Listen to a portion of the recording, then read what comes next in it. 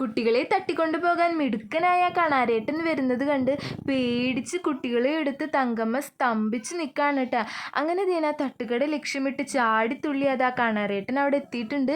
വേഗം ആ കസാരയിൽ കയറിയിരുന്ന് തങ്കമ്മേനെ കുറേ ചീത്ത പറയണ പോലെ ആജ്ഞാപിക്കുകയാണ് ചായ കൊടുക്കാൻ വേണ്ടി.